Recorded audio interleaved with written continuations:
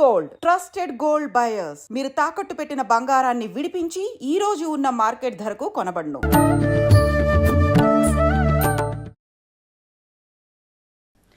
నమస్కారం, welcome to I dream. ధర్మ మార్గం విత్ విజిత కార్యక్రమానికి స్వాగతం.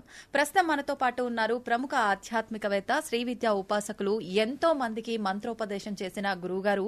ఆయన మంత్రోపదేశం కోసం, ఆయన ఉపాసన శిక్షణ ఇవ్వడం కోసం ఎంతో మంది ఎదురు చూస్తూ ఉంటారు. ఇప్పటికీ ఎంతో మందికి ఆయన ఇప్పటికే మంత్రదీక్షను ఇవ్వటం జరిగింది. ఇప్పుడు వారితో మాట్లాడి మనం మంచి మంచి విషయాలు తెలుసుకునే ప్రయత్నం చేద్దాం. వారే గురు కరుణామయ్య గారు. ఇప్పుడు వారితో మాట్లాడిద్దాం.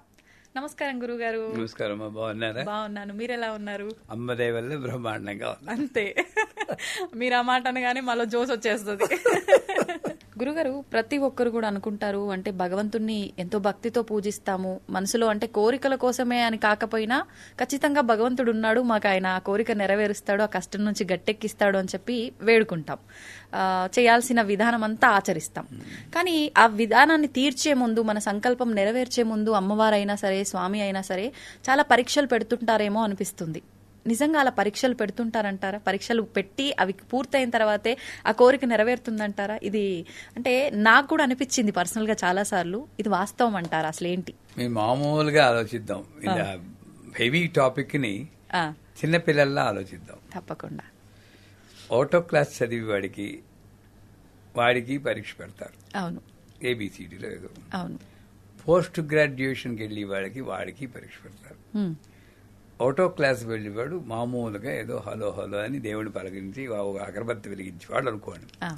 నేను అమ్మవారిని ప్రసన్నం చేసుకోవాలి, ఆవిడ వల్ల నేను అశేషమైనటువంటి ఆధ్యాత్మిక జ్ఞానాన్ని పొందాలి, పుణ్య కీర్తిని సంపాదించాలి, ఇవన్నీ భావనలతో నేను ఉపాసన చేస్తే మరి వీడికి నిజంగా అటువంటి వాల్యూ, అర్హత ఉందా లేదా అని పరీక్షించాల్సిన ఒక సిస్టమ్ ఒకటి ఉంటుంది కదా. అవును, అంతే కదా. సో అర్హతను నిర్ణయించడం కోసం ఒకటి. రెండోటి, a person who takes difficulty as an opportunity is a saint, who takes opportunity as a difficulty is a normal person అంట. నాకు పరీక్షని ఎవడికి పరీక్ష పెడుతుంది? ఒక చిన్న విషయం, మా గురువు గారు నవావరణ పూజని శ్రీ విద్యలో చాలా కష్టమైన లాస్ట్ పూజ అనమాట. అది న్యాయంగా చెప్పాలంటే 16 గంటల పూజ. మా గురువుగారిని censor cut cut cut cut అని ఇది అక్కలేదు మనకు అక్కలేదని 4 గంటలకు కుదించారు. కుదించి మాకు ఇంకా నేర్పలేదు. నాకు ఒక పుస్తకం ఇచ్చే రోజు, సుబ్బు, నన్ను సుబ్బు అని పిలుస్తారు ఆయన, సుబ్బు నువ్వు ఇది రేపు చేస్తున్నావు అన్నారు. అప్పుడు కొంచెం యంగ్ ఏజ్ కదా, ఉక్రోషం వచ్చింది. కనీసం పూజ పేరైనా చెప్తారా, మాకు టీచ్ చేయడం మాట అటుండండి, పేరైనా చెప్తారా అని అడిగాను. దీన్ని నవావరణ పూజ అంటారు, శంకరాచార్య వాళ్ళు పీఠంలో వాళ్ళు చేస్తారు. ఓహో, దానికి ట్రైనింగ్ లేదు, నేను చెయ్యాలి. అదే రేపే మళ్ళీ 200 మంది వస్తున్నారు, కామాఖ్య పీఠంలో నువ్వు చేస్తున్నావు. ఎంత పెద్ద పరీక్ష అండి. కానీ మా గురువు గారి ట్రైనింగ్ వల్ల, మా అమ్మ ఇచ్చిన ట్రైనింగ్ వల్ల, ఏదో నాలో కెపాసిటీ లేకపోతే మా గురువు అంత పరీక్ష పెట్టడు, ఆయనే ఇస్తాడు స్ట్రెంగ్త్ అన్నారు. మార్పు నాలో వచ్చింది. సూపర్.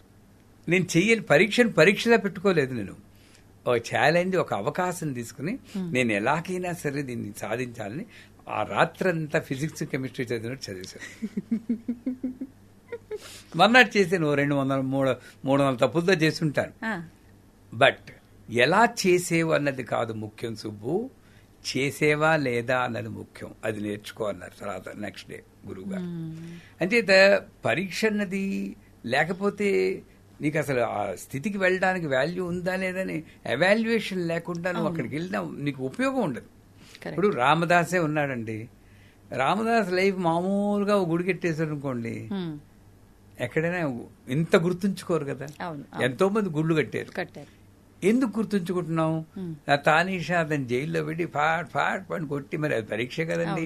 పైగా ఈయనేమో పిలుస్తుంటే ఈయనకి దర్శనం ఇవ్వకుండా వెళ్ళి తానీషాకి దర్శనం ఇచ్చాడు. అక్కడ మళ్ళీ ఇంకో పరీక్ష.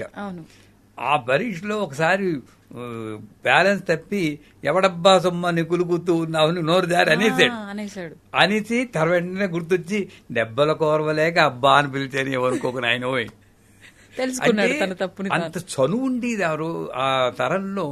భగవంతుడంటే ఒక ప్రత్యేక రూపం కాదు, నాలో ఒక భాగం అన్న ఆ క్లోజ్నెస్ ఉండేది. అంచేత పరీక్ష అమ్మ అనుగ్రహం దగ్గరికి వెళ్ళి కొలిది 100% ఏదో రకంగా ఒక బంగారమే ఉందండి. బిస్కెట్ లా ఉంటుంది. బిస్కెట్ ఏం చేస్తారండి, తింటారా? మరి నగేసుకోవాలా? నగేసుకుంటే కొలిమిలో కాల్చాలా? నీకు ఒక రూపు ఇవ్వాలంటే బంగారాన్ని ఎలా కాలుస్తున్నావో అలాగే నీకు ఒక రూపు ఇవ్వాలంటే అమ్మ కూడా నిన్ను అలాగే కాలుస్తుంది. అంటే బంగారంలా కాదు, పరీక్ష పెడుతుంది. నేనేమనుకోవాలి, పరీక్షలు వచ్చి కొలిది ఎంత పాడోళ్ళకి ఎంత పరీక్ష రాలేదు. కుంతిదేవుంటుంది వచ్చి జన్మ అంటున్నా కూడా నాకు ఇలాంటి జన్మ ఈ తల్లి, ఎందుకంటే ఎంత బాగా నీవు దగ్గరయ్యావు అని అనుకుంటుంది కదా. అంచేత పరీక్షల్ని నేను అమ్మకి దగ్గరయ్యే ఒక ఉపకరణం కింద నేను భావిస్తే నేను పరీక్ష కింద భావించను. ఎన్ని పరీక్షలు పెట్టారు మా గురువు గారు కానీ నా జీవితంలో కానీ విపరీతంగా వచ్చాయి. పెద్ద టాపిక్ అది. అంటే పరీక్ష పెడుతుందంటే 100% పెరుగుతుంది. మరి నువ్వు కోరుకున్నది లేదా నోరు మూసుకుని మామూలుగా ఒకరి తెలుగుతూ కూర్చో, పర్లేదు, నేనేమీ పరీక్ష పెట్టాను. కానీ ఇక్కడికి రావాలి అంటే వారు చదివితే పుణ్యకీర్తి సంపాదించి అమతిర్మేధ శృతి స్మృతిరంతమా పుణ్యకీర్తి పుణ్యలభ్య. పుణ్యకీర్తి ముందు అమతిర్మేధ శృతి స్మృతి అన్న పదాలు ఉన్నాయి. అంటే నువ్వు ఏ ఆలోచన వచ్చినా సరే దానికి లొంగకుండా ఈ ఆలోచన అమ్మ వల్లే వచ్చింది, ఆలోచన ముందు అమ్మ ఉంది అన్న స్థితికి నువ్వు చేరాలి. దానికి పరీక్ష పెడుతుంది. శృతి స్మృతి, వేదము ఉపనిషత్తు చదువుకోవాలంటే నీ కంటతా వచ్చిందంటే 64 ఏళ్ళు పడుతుంది 4 వేదాలు పట్టుకోండి అనేది ఎవరో చెప్పారు. 16 ఏళ్ళు ఒక వేదానికి, అంత వయసు మన దగ్గర లేదు. అంటే వేదం వచ్చిందా అని చూడకుండా వేద సారం నీకు వంటబెట్టిందా అని అక్కడ పరీక్ష పెడుతుంది. శృతి అనుత్తమ, నువ్వు మామూలు వాళ్ళగా ఉన్నావా లేక యునిక్ గా ఉన్నావా?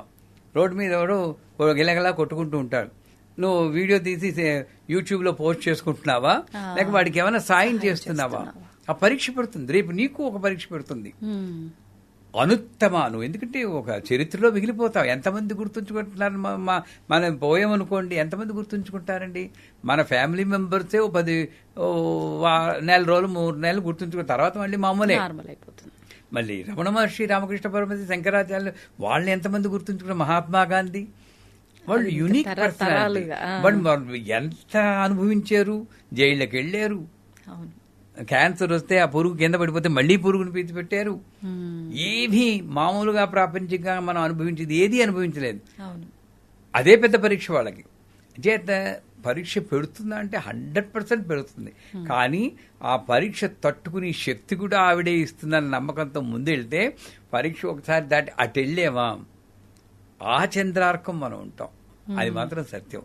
నా జీవితంలో మొట్టమొదటి గురువుగారి దగ్గరికి వస్తే నేను నీ జీవిత లక్ష్యం ఏమిటంటే చాలా రోజులు కొన్ని వేల మంది నన్ను గుర్తుంచుకుండాలి, మంచిగా గుర్తుంచుకుంటూ ఉండాలి.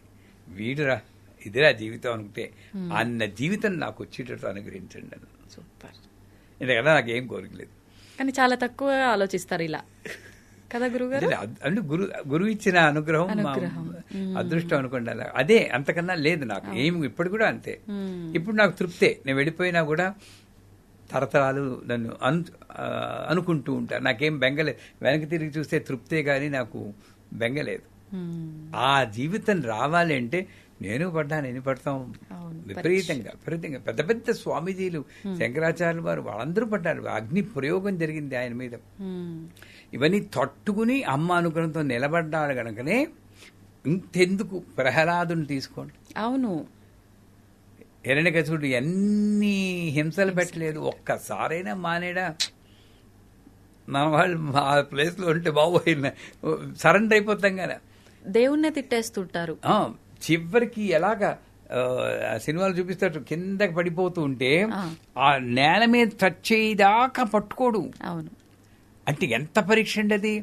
మరి ఇతను భక్తుడని తెలుసు, అక్కడి నుండి పడేటప్పుడే పట్టేసుకోవచ్చు కదా. కిందకి పడి దాకా నువ్వు నమ్మకం పెట్టుకుంటావా, అప్పుడే నేను దొరుకుతాను. ఇవన్నీ మనకి నిదర్శనాలు. చేత మనం మన జీవితంలో అటువంటి పరీక్షలే వాళ్ళు తట్టుకున్నారంటే ఇవన్నీ చిన్న చిన్నవే అనుకున్నామా, ముందుకెళ్తాం. అద్భుతం గురుగారు, నిజంగా ప్రతి ఒక్కరు ఈ భావనతో ఉండాలి. నిజంగా ఇప్పుడు ఇది వినగానే అనిపిస్తుంది వెంటనే ఇది పాటించాలి, ఇలాగే ఉండాలి అని. మరుక్షణం నార్మల్ ఇలా అయిపోతుంది. అంటే అందరూ శ్మశాన వైరాగ్యం, ప్రసూతి వైరాగ్యం, పురాణ వైరాగ్యం ఇలా వైరాగ్యాలు ఉండకుండా నిజమైన వైరాగ్యం మనం అలవర్చుకోవాలి అని ఒక దృఢ సంకల్పం ఉంటే చాలు, ఆవిడ అనుగ్రహంతో అదే వచ్చేస్తుంది. సంతోషం గురుగారు, ధన్యవాదాలు.